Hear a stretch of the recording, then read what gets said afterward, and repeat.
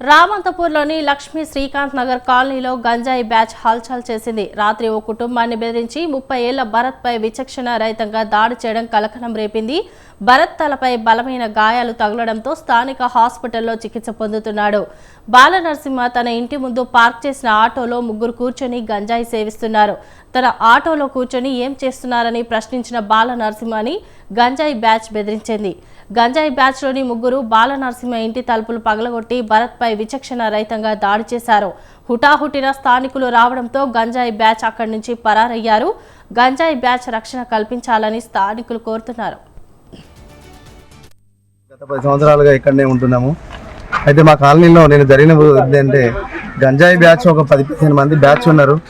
ఆ 15 మంది బ్యాచ్ వచ్చేసి నిన్న ఒక ఆటో డ్రైవర్ ఒక ఆయన ఎవరైతే ఉన్నారో ఆటో పక్కన పెట్టుకుంటే నా ఆటోలో ఏం చేస్తున్నారని అని అడిగినందుకు వాళ్ళ నాన్న బూతులు తిడుతూ వాళ్ళ అబ్బాయి ఎందుకు మా నాన్న ఎందుకు అన్నందుకు ఇంట్లోకి వెళ్ళి తలుపులు పగలగొట్టి మరి వాళ్ళందరినీ చితకబాది చావు బతుకుల మధ్యలో ఉన్నాడు. ఇప్పుడు ఆయన బ్రెయిన్ కూడా ఏదో డ్యామేజ్ అయిందని చెప్పి మ్యాట్రిక్స్ హాస్పిటల్ అడ్మిట్ చేయడం జరిగింది.